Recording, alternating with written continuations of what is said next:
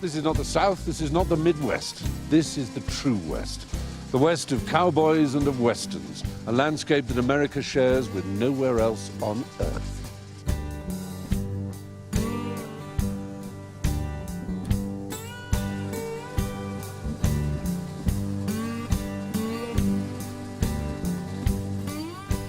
This is the Rio Grande Rift, a tear in the Earth's crust through which the Rio Grande flows south towards Mexico. The river has an iconic place in the American imagination.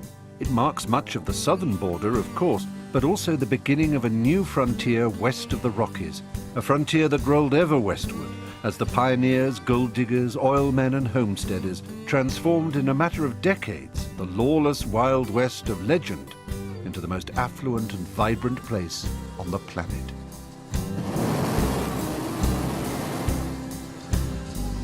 Talk about shore footage. You've timed this very well, I have to say.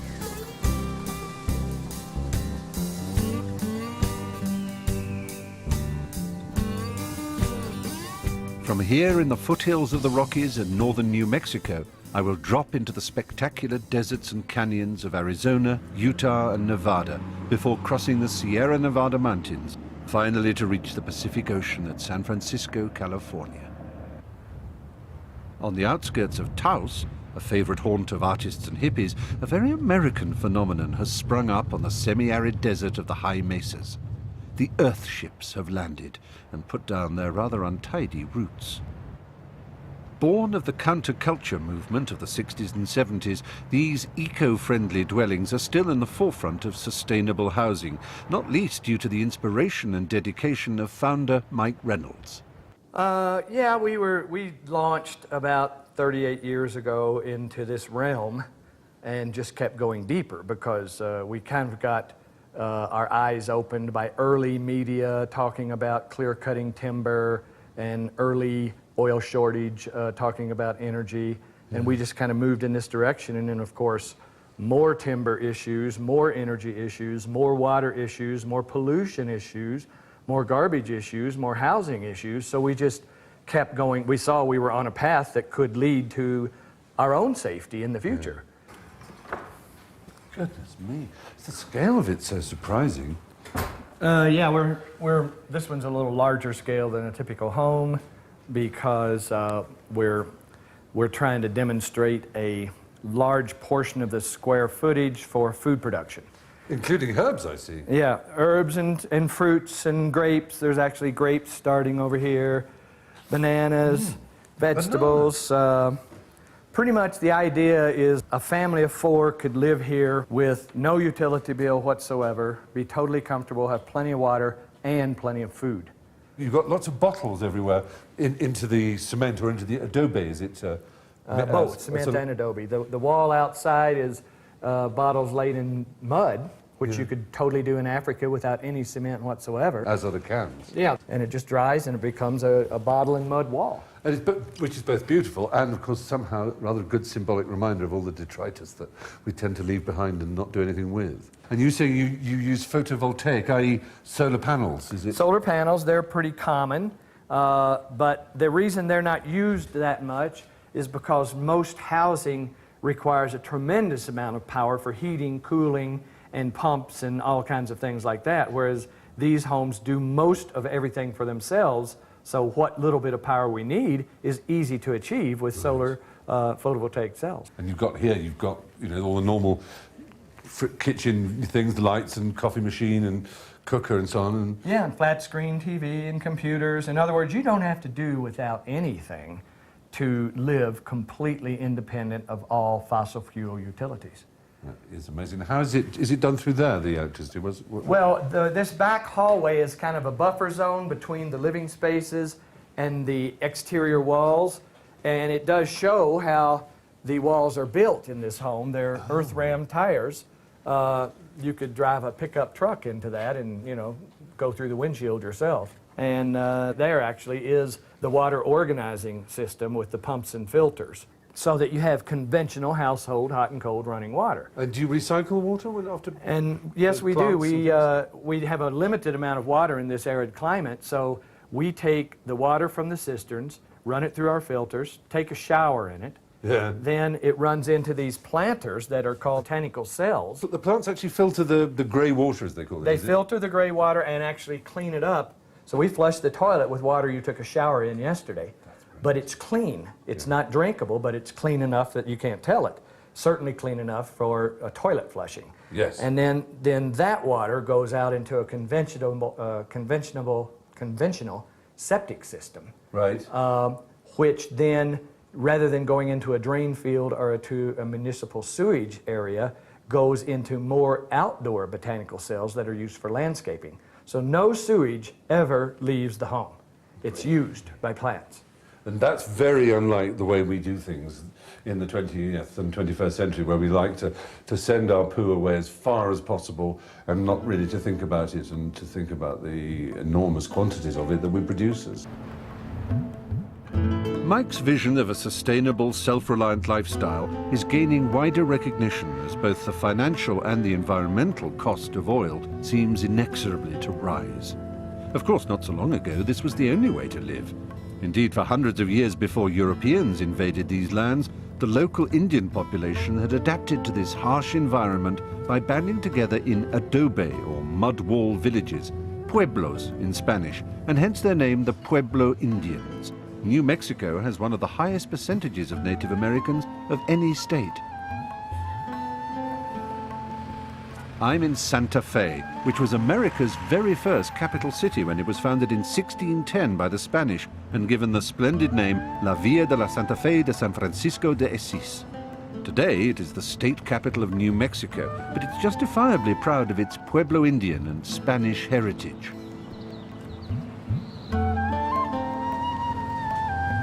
It is the architectural jewel in the crown of the Southwest, and even if the adobe style is a spot overindulged, it makes a change to be able to walk around an American city.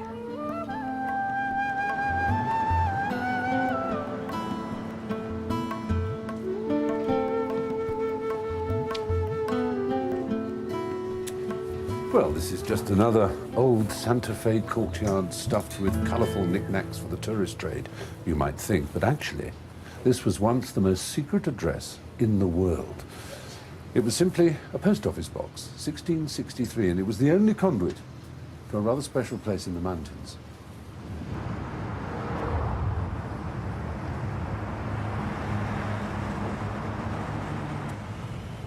So this is the center of nuclear America, the nucleus, if you like, the cradle. It's where it all began. It's where mankind first learned to harness the power of the atom. Both a terrible and a magnificent event, I suppose. And that building there, that half-timbered building, was in the 1930s and 40s a school. It actually boasts such alumni as the literary figures Gore Vidal and William Burroughs. And it was that school that was bought by the US government and formed the kernel of the Los Alamos Nuclear Research Laboratory. This is the quark bar in Los Alamos. Those of you who are good at physics might remember that a quark is an elementary particle named after a James Joyce word. I don't know what this place makes me think of. There's something very moving and very extraordinary about the photographs of the pioneers of Los Alamos. There's a kind of optimism in big science, and there's an optimism in being American. And when the two come together, you create an astonishing energy, rather like the energy that they created when they split that atom and made that first bomb. I suppose some people would think this is a grisly place. It's a place of death. But to me, I see nothing but optimism. That's probably because I believe in science. Many people these days don't. I think America, for all its faults, still does. Los Alamos still looks after America's nuclear arsenal, but with its $2.5 billion budget and its massive supercomputers, it's at the cutting edge in practically every area of research. Terry Wallace is Director of Science at the lab. Oh, that's the most beautiful thing I've ever seen. I can't begin to guess what it does. Terry, what? So what we really have here is a very fancy electron microscope. So we're allowed to be able to look at materials, or prepare the materials and look at them on a submicroscopic level, and at the same time be able to probe it with ions so we can get the chemistry, the dynamics, the materials. And it's everything from organic matter to wafers of this, that, and the other, is it? The work that's going on in this particular one right now really is concentrated on films in which we can push individual atoms around on the film. And the idea would be able to build atom-based circuits so you could have a quantum computer. So this is actually Los Alamos National Laboratory. They're taking individual hydrogen atoms and moving them. And so those are hydrogen atoms. You are that are actually corralling Right. a hydrogen atom, pushing it into... Yes. We grab those with probe tweezers and we can spell out LANL. So you have all this power of quantum mathematics behind you and this extraordinary supercomputer. Are there other areas that you're developing? A substantial effort in what we call living machines. So can we make materials which self-reproduce? Now, the idea there that we're working on right now, and the research is not focused on making living systems, but systems which are self-aware. And so the example I would use is, if we could, instead of having just normal concrete on a bridge, we could have this self-aware material on the outside, it could heal its own cracks with stress, you know, and time comes along. And so I think this is a very realizable dream. Our laboratory is here for one reason, and that's national security science. But to be able to get to the national security science, you have to be at the frontiers of science.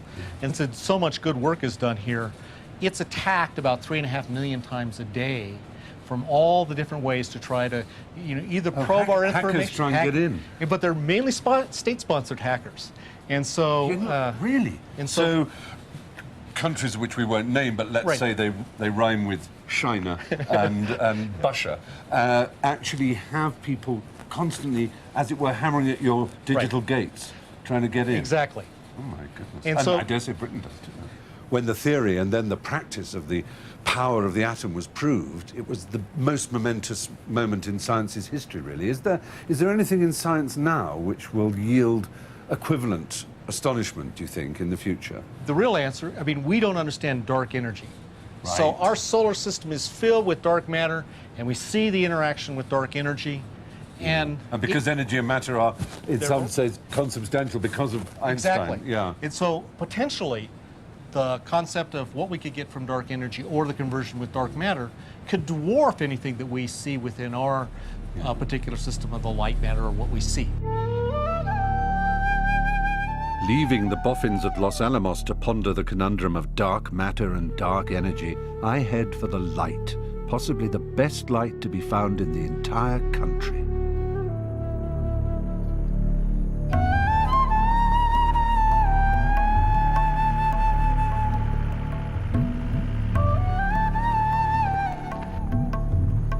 This is Monument Valley, part of the Navajo Indian Reservation that straddles Arizona and Utah. I'm meeting up with Jameson, a Navajo whose family have lived here from long before the coming of the Europeans.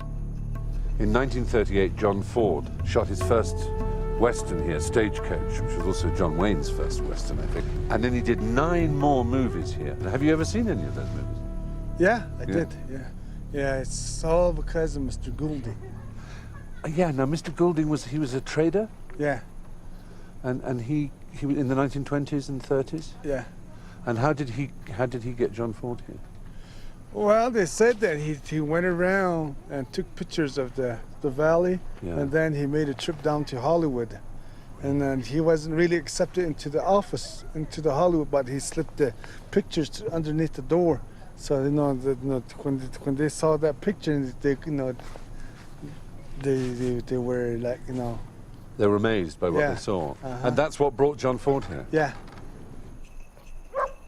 In the Hogan, the traditional home, Jameson's sister Sally has something to show me. What we do is, like, we want to make a basket. If we don't have material, we had to go out to Colorado or in Utah, but it's still like 300-400 miles. Really, this is where these trees yeah, grow? they have it. So you have to look for something long, like this one. Right. It And it's going to be grows. bendy. Yeah. Yeah, so are they quite young, Yeah, they're still, they're shoots? yeah. And what's the name of the plant? This is called sumac. Sumac. And then what we do is split them, these 3 parts like this. It's a lot of work just to do this. But you have to know how to do that. If you don't, you just break them. Yeah. Oh, that's beautiful. It's like the pith, yeah. So one shoot becomes 6 different Three. parts. Good, 3, but each one has the pith taken out and you discard it. So it's flat on one side, isn't it? Where you've pulled out the pith. And then this is the one that we have to put it up and let it dry. And it takes a couple days to dry. So what we do is we take off the brown top. So this is the one that we use to weave with. This is the one that we colored him. So this is what it is right there. Oh, yes, and white and black. So those 4 colours are the ones Yeah. you use. And then we start off with sumac, Yeah. like this one here. Oh, so you leave one which you don't peel, you don't divide, and that that's becomes... the rods, yeah. And you coil it up. And then when you're weaving, this one has to be moist. And then what I do is, and I have to make a hole in here. Right. Will you let me have a try? Sure. I might well Okay. screw up. But you don't ever stab that finger by mistake, do you? Yeah, my hand's always right here, so Oh, right, you keep it out of the way. Okay, put that on my that lap. way Yeah. it won't slip Oh, around. law. Here we... Blindfold. Okay, so the hole goes here, Yeah. yeah? Don't poke your knees. Oh, no, I'm going to go through. Oops. Oh, it's gone through. Yeah, phew. And that's going to go... Hope the hole's big enough. Through the... Oops. Not pull in the I've back. got the other side there and pull. Yeah. Oh, I've made my first loop. Is it an important source of income, this for you? Yeah. It is, your major source. And the tourists, how much do you charge? I mean, because they seem very good value to me. Like if it's like a 20-inch, I sometimes sell it for like 3,000, 6,000, Yeah. 7,000. And, well, I think it's fantastic. Have you got, well, you've got ones here. Yeah, this one is called the traditional ceremonial basket, and they call the wedding basket. Middle is the earth, Yeah. and this is the mountain, and this is the rainbow and the clouds. And this one right here, we never close it. We always have a opening, yes. and that's the mind, the spirit line. Which goes between and through all the different elements. And this is the same thing, but That's with the different same thing. colours. But it's very skillful and lovely. I shall have to buy one now. I may not buy one of your $3,000 ones, though.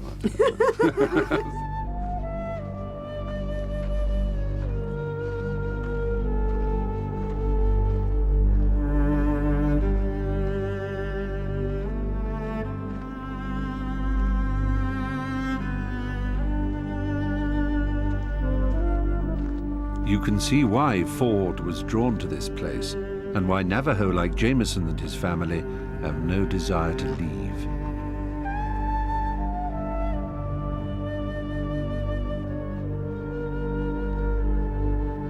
If ever there was a place where humans can feel connected to some sense of the spirit world, this is it.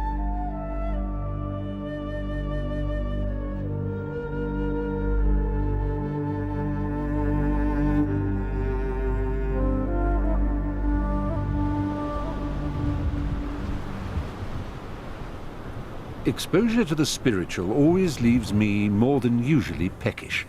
Jameson's wife has the answer to my prayers. And this is Navajo fry bread. Navajo fry bread I'm making. We make the best fire bread in all of East Slope. Yeah? Family loyalty, but I believe it. I think it's great that you all speak Navajo, because I was up in South Dakota on the reservation with the Gala Lakota, and they were saying that 10% of the children speak Lakota now, and that's terrible, isn't it? Yeah. You lose the language. A few years back, they were saying that they had a complaint because of our kids kind of forgetting their language. Really? So, You make a big effort now. At college Yeah. and school, everybody learns. yeah. You can go ahead and taste some. Look at those steaks. You know, I'm a bit tempted. Can I taste some of the bread? Yeah, you can all taste I'll some. tear a bit off. Oh my, that's as good as it gets. Yeah. Oh, oh. It's light, it's fluffy. Yeah. soft. Soft. Yeah. Absolutely. Good, isn't it? Here you can help yourself, all of you. Oh, Lorraine. Wow. Right, here's the plate. And what a place to eat. Oh, yeah.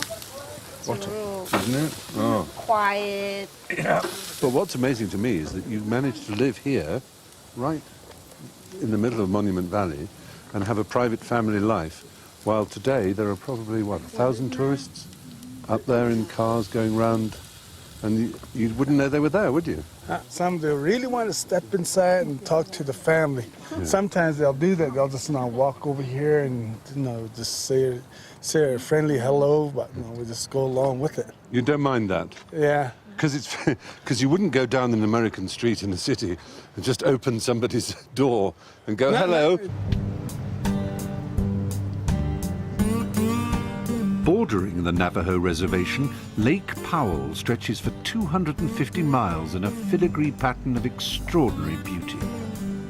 Looking at these ancient rocks, it's easy to think this would be a scene you could imagine thousands of years ago, but actually it's only been visible for the last 30-odd years.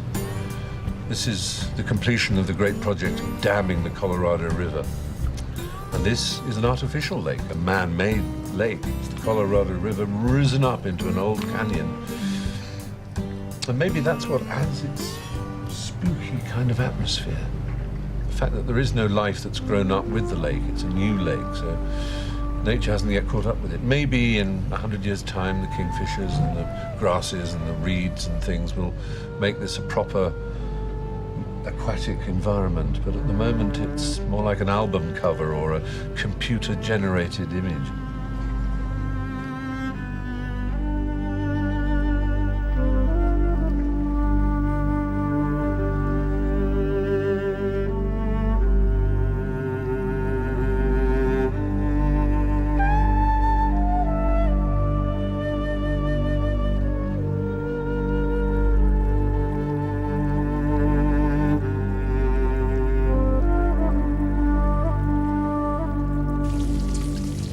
Going to be conceivably eggy.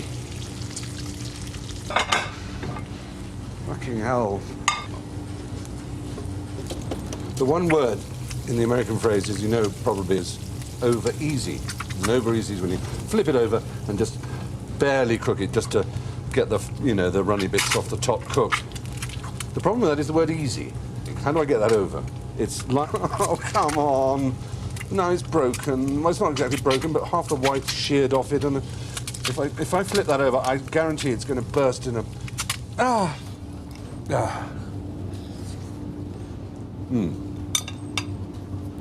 It's not bad. The extraordinary thing about Lake Powell is that it's not better known. It's as if someone had filled the Grand Canyon with water. Admittedly, we're not high season now, but we're about the only boat on this huge stretch of water.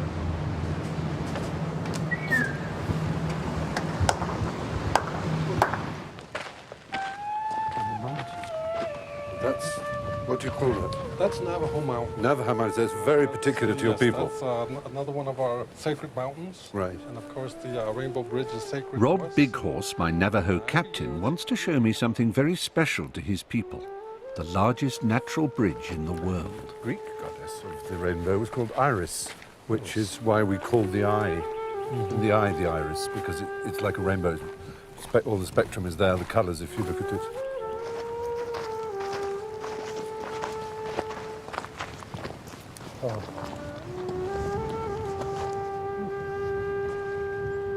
So would you like to tell me about the story of that? Legend has it that there was a little boy that got lost here, and to make it back across, the deities made a rainbow, and he made it back across, and after that they just turned it into stone. And since then it's been sacred to the Navajo? It's been sacred to the Navajos, yes. And how is that sacred nature shown? By never... Never go over it or underneath it. Right. Yes. I read somewhere that actually you could fit the Statue of Liberty under there. Yes, you can. Western science has its own explanation. And Yes. what is that? Is that it's called by wind or water? Or It's by water. water. So At one point, the river, they say, was high enough to have carved this out through the rock? Yes, it just carved right through it, and there you have it. Absolutely staggering.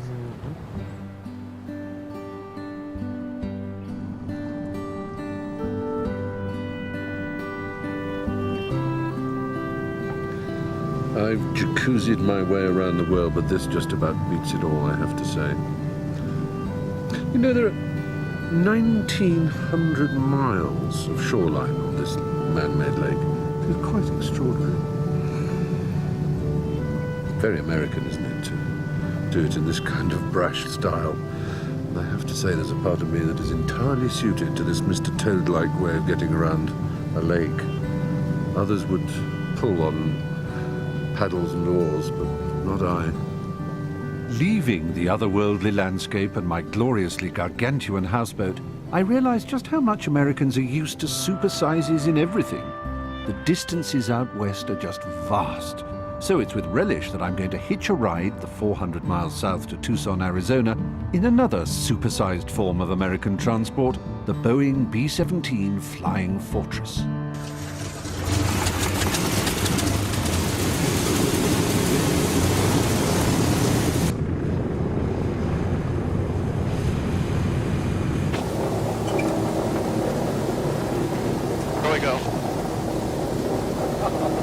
This is extraordinary.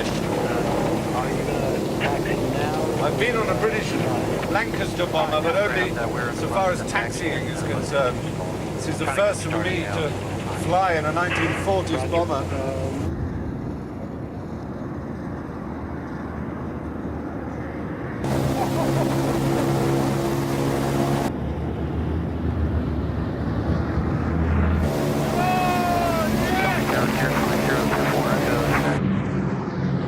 The cloudless skies of the West make it the perfect place for flying, and the United States Air Force has bases dotted all about. I'm heading for Davis-Monthan in Tucson.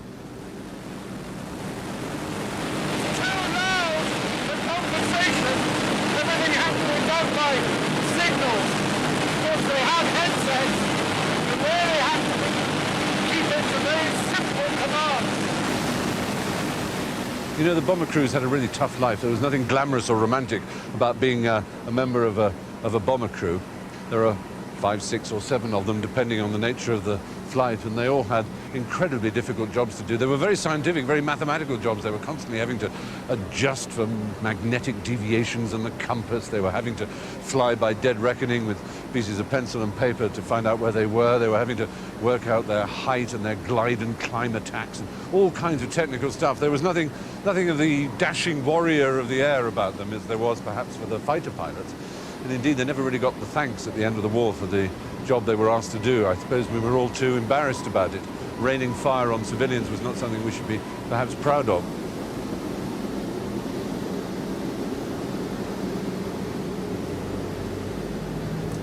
As you might imagine, there are quite a few Air Force bases throughout the West.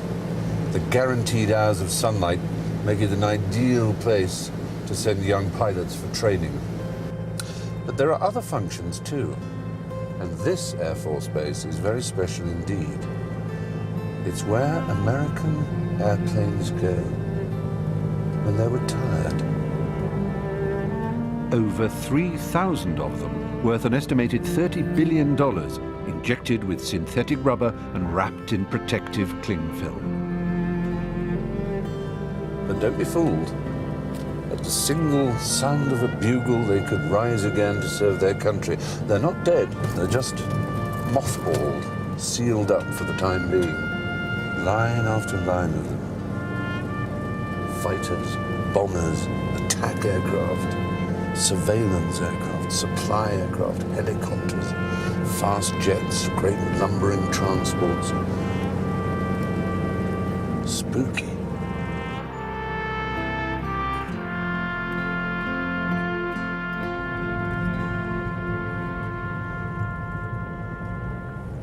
When I was a child, I used to think these tall cactuses were the entire invention of cartoonists. I didn't really believe there could be such a thing.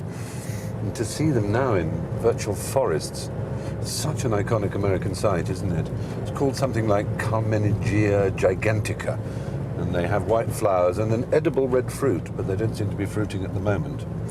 And they're very often rude, of course, because they've got two arms and other protuberances. If there was an Arizona that life, then Esther Ransom will be receiving rude cactuses every week. But they're noble. Some of them are up to 45 feet. Enormous they are. Some of these saguaro cacti are over 100 years old and were well into their middle age when the Tucson Film Studios started life here as an alternative base to Hollywood for shooting westerns. Since 1939, the backlot has been graced by everyone from Jimmy Stewart to the Duke, John Wayne himself. The studios are still used for filming, as well as being an attraction for us out-of-towners. Fancy stagecoach you got there, mister. It is pretty fancy, isn't it? You don't see too many around these parts. Never seen one in my life. You should come to London. You see hundreds of them. Mind you, we don't see too many cowboys in London, so it's a fair exchange.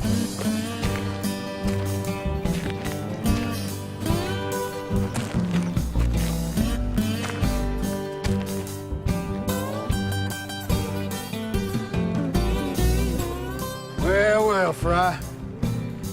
I thought I told you. We don't like your kind in this town. You see, me and my boys here, we run this town. We don't like you here. Yes, well, you've told me a number of things in the past, Marshal, and none of them have left me singularly impressed. Well, looks like we outnumber you 3-1. So I best you just get on your horse, you ride out of my town. Well, that seems to have evened the odds up a little, doesn't it? Fine by me, Fry. Wanted to kill you anyway. Oh, really? Many have tried, Marshal. Few have succeeded. Only 2 in recorded time have succeeded in killing me, and even they didn't do it very well. I'll do it right this time. Make your move. Go! Oh! Oh! Oh, that hurt. Oh, it's rather like... Oh! Oh! Think about that next time. Excuse me, I think I may be having to have a death scene. Oh, sweet mother of mercy, is this the end of Stephen Fry? Oh, Lord. You win, Marshal. Yes, we showed that sheriff a thing or two, didn't we, Spinoza? He'd never even heard of phenomenology. Can you imagine such a thing? Let's see what this town has to offer us, shall we?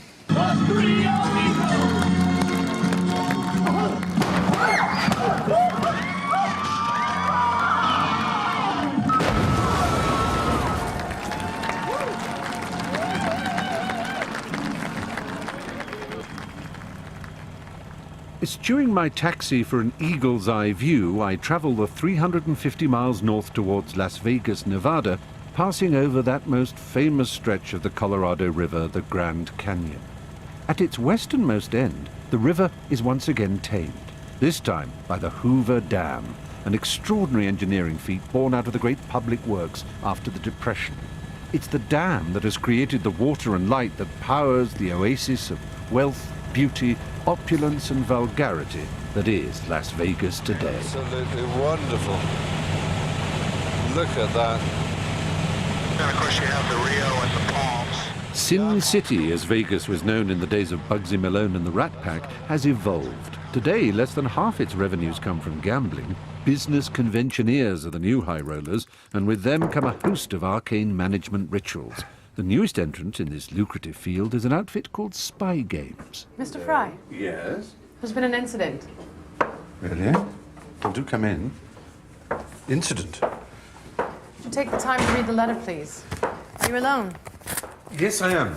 Tragically. They call me Trixie. Do they? Trixie, right. Mr. Fry, you have been personally selected to join forces with the notorious Las Vegas crime boss known as The Boss. You will be acting as our mole in a newly formed group of CCI special agents that think they can outsmart us. Here's the deal, Mr. Fry. Right. There's been a kidnapping. Yeah? I've done the kidnapping. The problem is that the agents are getting a little too close. I need to know that I can trust you. Right. The agents of? The agents of the agency. Are getting too close. They're getting too close. To me, to the boss. I Right. need your help. I'm on your side, am I? Yes, I hope so. Right. Can I trust you? Can Trixie trust me? Can I trust her? This is Vegas, where the unthinkable, if you're not careful, becomes a reality. Sir, why do you have your glasses on your paper? Oh, I use these for improvement Why aren't they on of your vision. face? Why aren't they around your neck? Because they're only necessary for when I'm reading. I have presbyopia. Are you being difficult? No, I think I'm Get up being- against the wall. Get up against the wall. Spread them. Are you laughing? Yes, because this is what I was looking forward to. Oh, God. All right, we have case 257, missing Michael. The mission. We have received information that Michael Caprio, the PR director of Chippendales, has been kidnapped and he is in danger. Your PR director has been kidnapped, so you all won't be able to do any more dancing for those ladies if we don't get him back. The boss has planted his spies throughout the city to take watch over the current situation. These spies are expecting a visit from informants whom they've never met face to face, but they are identified by a secret code word. The special agents are to pose as informants by using the code word to gain information where the ransom is going to take place and discover who the boss truly is, since we have no idea. So do you guys get what's going on? All right. You want us to pretend to be informants for the boss? is that- Exactly. Man, he is bright. Your team must select a team leader, appoint a case file agent. assign Spy a Games photograph run agent, corporate bonding and allocate team a leadership messaging courses, agent. all that management guff I've luckily been able to avoid in my life, that is, until now.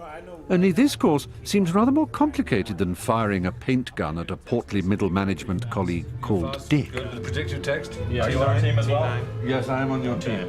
I'm the only one who might look as if he isn't a Chippendale. Right. and we I'm can use- tagging along today with some of the Chippendales, one of the big hits on the strip for the past 5 years. I don't know why they need this, but self-improvement is a fundamental American right, and they seem to take it pretty seriously. Specific to look for. Yeah. Oh, gotta get the camera. We have to be meeting with them. I'm so sorry. I think we're off on the hunt to find informants who have been planted all over the city. And unless I've got it hopelessly wrong, my job is to sabotage the whole thing. Not quite sure how this helps team building. Maybe I'm a lesson in the limits of trust, or just a pawn in a game I don't understand.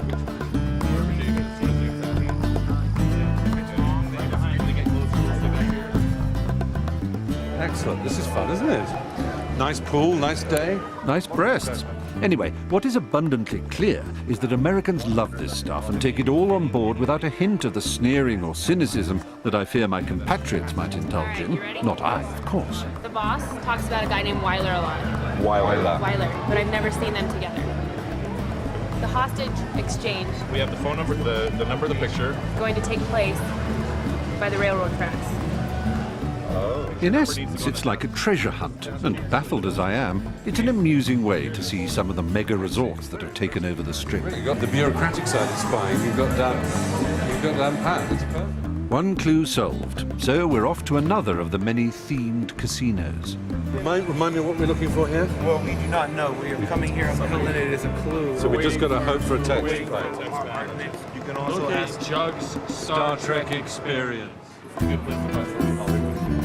And now we have to find a man called Jugs, and we have to take photographic evidence of our meeting. Excuse me, sir. Would you be kind enough to take a picture for us? Yeah. That would be really kind. Thank you very much. Here we go. But being the cunning double agent that I am, I've turned off the flash. Is it on the wrong setting? Should be all right. I think James got it. Well done, James. I'm beginning to enjoy my duplicity. Maybe I should have taken that job with MI6 after all. Oh, and I must exchange a token with Jugs without the chips twigging. All very spooks. You're right. I'm so sorry. You got to make sure you shake Jugs' hand. Jugs. Right? Had a handoff. He's tried twice to misdirect us in the directions, and I think he cut the flash off. he cut the flash off on the camera. He's trying to slow us down. He also keeps leaving the camera around and forgetting it. That's why we have it in Sean's hands now. So we are at the Hilton and we're going to the Grand, we think. Yes? 1, 2, 3, 4, 5 stops. All right, gentlemen, we do have some things on our mind right now, and that is the mole. So everybody right now would empty their left Chips, these are the payoffs. Right there. Way to go. Gentlemen, I think we have found our mole. I agree. I think so too. Why? Because one, I saw you hand jugs. Plus, when we were going to the Star Trek experience, you tried to misguide us. Even when I told you the right way, you tried to get us the other way. Yeah, okay. You also turned the flash off on the camera so we can get And you tried to leave the camera at the bar. You set it on the bar as we started to walk away, and I said, go back to the camera. So with all these things, every time we've added up, we've talked it over as a group, we've officially decided you're the mole. I have to admit the Chippendales are not just a bunch of pretty pecks. And like so many Americans, they just seem instinctively to get this, whereas I don't. If only their foreign policy was this sophisticated. I'm a weasel. I'll fight for anybody. Well, we seem to be reaching the climax of this thriller. We think so far. We've seen Wyler. That's the guy on the station here. I think maybe the boss who recruited us in the first place, is actually the boss. Plus, there's the one who recruited me as a mole, who called herself Trixie. She's called Trixie, apparently. That's what she told me her name was. So we make the rendezvous and the game plays out. And of course, it turns out that Trixie is probably the real boss. And, oh, who cares? What's important is that the Chips are better bonded. And I've at least learned that I'm no more cut out to be a spy than a Chippendale. Oh, well, that's 2 more career doors slammed in my face. One of the lesser-known facts about Las Vegas is that, in some respects, you could say the city was founded not by the mafia, not by property developers, but by the Mormons, of all people, the Church of Latter-day Saints. When they founded their home city of Salt Lake back in the 19th century, they then sent out other Mormons towards California, and every 50 miles, which was as far as a telegraph could reach without needing a relay station, they would set up a community, a settlement of some kind. And on the way, the 50-mile marker hit this little place in the desert. It seems a very, very unlikely mixture, Mormonism and Las Vegas, but I'm actually going to what you might call a secret photographic shoot involving Mormons right here in the city of Las Vegas. How did you get this idea, Chad? You know, it actually came to me last year. I was talking with a bunch of friends, and I thought, wouldn't that be funny if, you see the firefighter calendars, you got the police calendars, the Marine calendars. Yeah. Well, what about Mormon missionary calendars? Yes, it's very tongue-in-cheek. It's very funny. It also has a really deep-rooted message about tolerance, about accepting, and about tearing down those religious barriers. Is this the kind of thing that might cause the elders to frown and raise eyebrows, if you can do the same at the same time? No. I think if we went any past this, they might, but,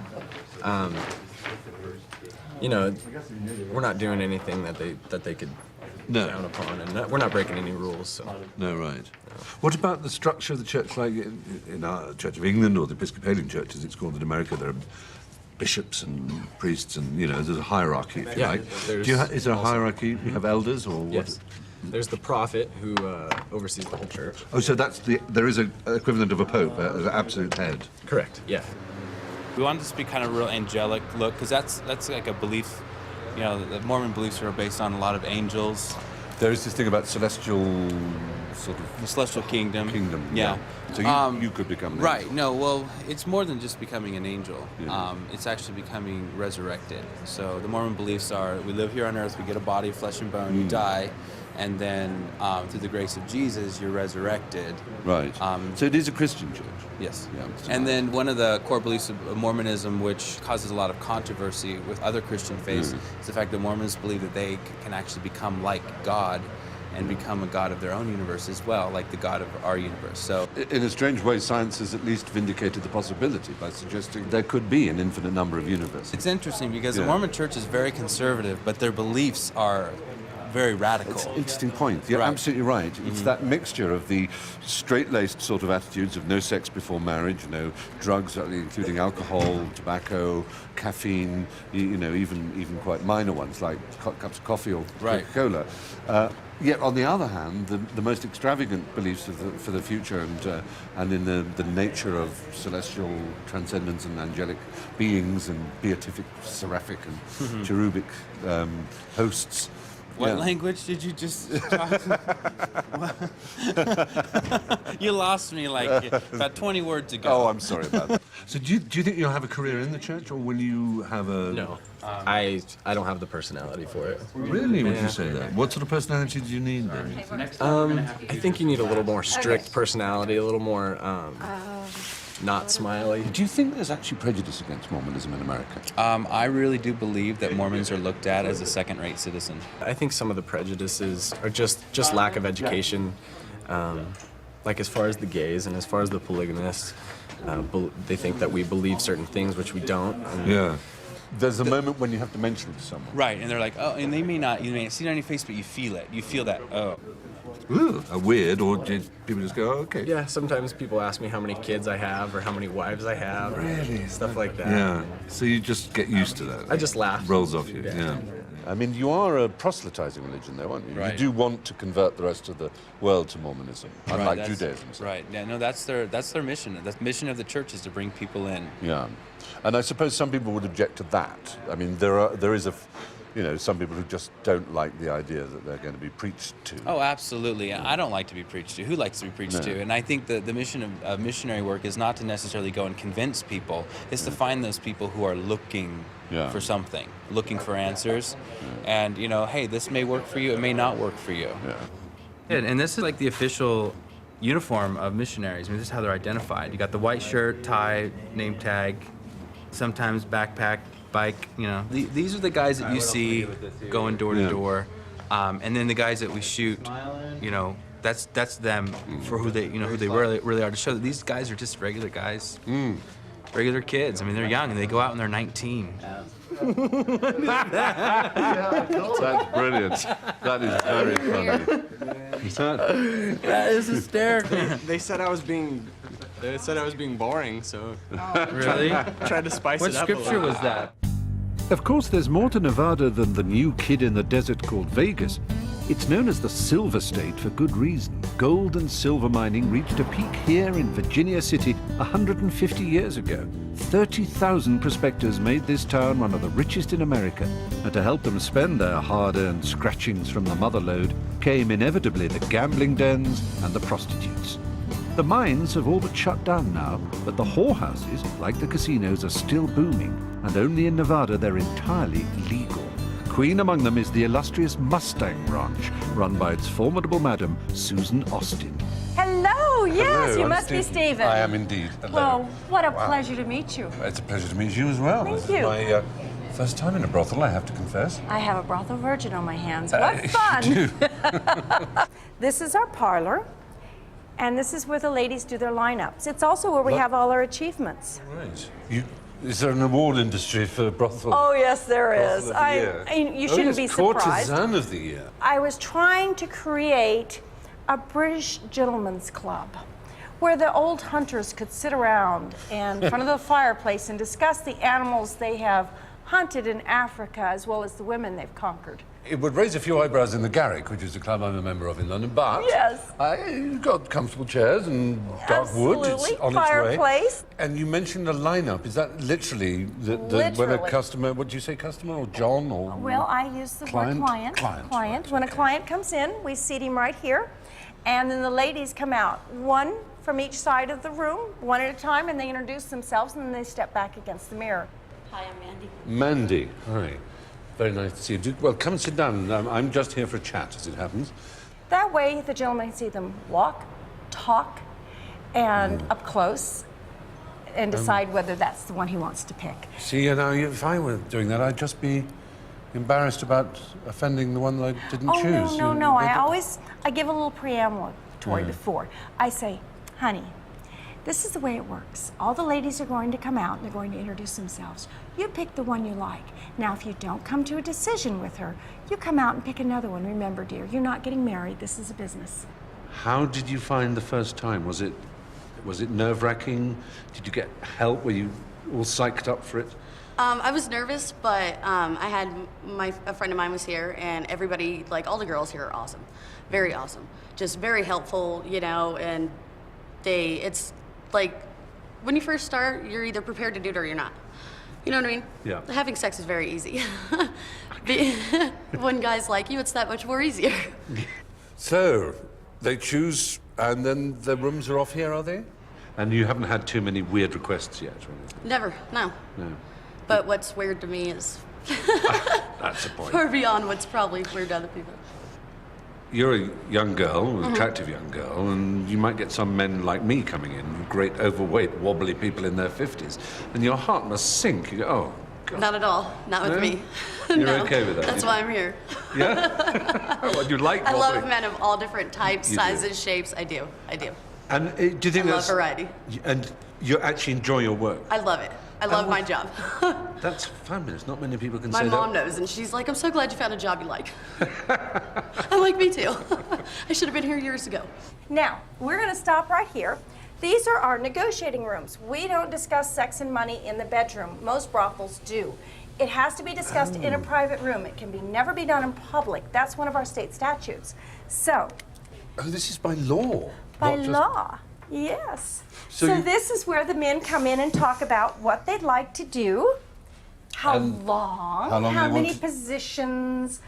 Right. Yes, all the details. You have to know all the details. And the girl will decide on the basis of what's required how much That's it will how she cost. prices it. And it's not your decision No, as the, it's as not the my madam. decision at all. It's the independent contractor. She is her own businesswoman. She sets her own prices. Right.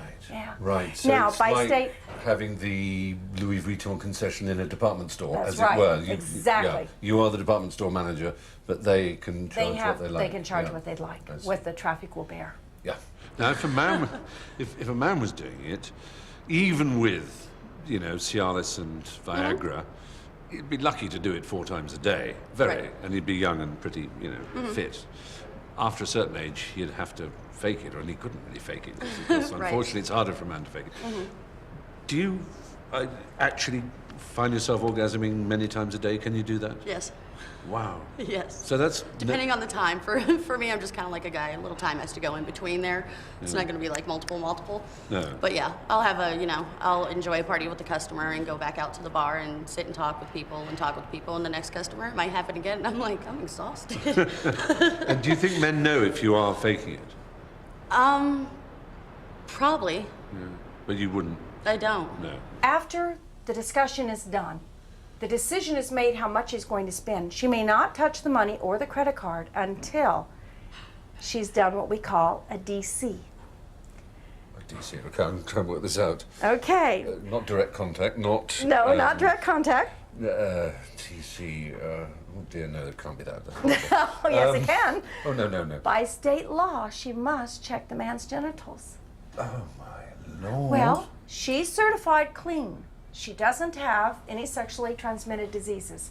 So it would be foolish for her to go in a room with a gentleman and then get his pants down and discover, oh my God, he's got herpes, or he has Some weeping wart. something, yes, something. And so we have a very bright light. We have warmed baby wipes because we know how sensitive you men are. Oh, but it's fun. Stop it, It's Susan. fun. It's fun to show it's- your genitals. It's fun. What the girl says is, oh, we're going to play doctor now. Oh, right. And she gets on her hands and knees with a baby wipe and the bright light, and she gets to fondle. But while she's fondling, she's checking every little area that's going to come in contact with her. Disease check. Dick check. Dick check. I am really offending your British sensibilities, I can tell. It's not. It's a little eye-watering, I have to say. What would happen though if you met a man, either who was a client or just a man you happened to meet in some other way, whom you completely fell for, who became the man? Would you still want to carry on working? Yes. Right. If he was the man, he would have to accept that fact. So we're first going to go into the Italian suite. Oh my word! This is very grand. Isn't this wonderful? This is not what I expected at all. No, not at all. This is like a 4-star hotel. Are there many advantages to legalized prostitution then? When you control something like this and you make it legal, you have state statutes, you have federal statutes, everything that guidelines how you operate. So the girls have safety checks. They use mandatory condoms. Everything is done in a very legal, very safe manner. This is the mini Hawaiian vacation. Complete with chickens on the ground. It's extraordinary. The monies that are paid to the ladies now are taxable, so they become a productive member of society. They don't have a pimp beating them up, stealing their money. They're actually independent businesswomen. This is a wonderful sexual aid. Multiple positions. You just have to use your imagination. And if that doesn't work, we have a DVD on it. I think I may need it. I don't think I could get into position one. So it's a win-win when you legalize. But, as in Holland, you have to set the guidelines in, and they have to be guidelines that are enforced and properly done. Now we're at the Asian suite. Asian suite. Now, Asian we expect. Oh, my goodness. Chinoiserie go-go. Look at that. Oh. It is the oldest profession in the world. You can only hide it by not making it legal. It goes underground. Yeah. And the beautiful double-sized California king bed. That is... Now, that's a playground. You could party on this bed, couldn't you? You really... Yes, you could party on this bed and never run out of room. No. And I've had quite a few groups who have.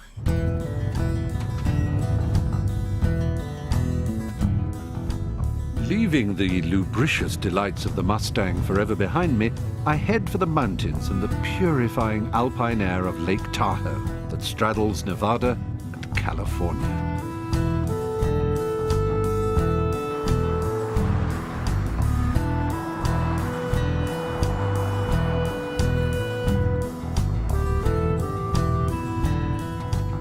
Once over the Sierra Nevada mountains, it's California with the scent of the ocean to lure me. There we are, the Pacific Ocean. As Darwin remarked, a very badly named ocean. It's not being Pacific today.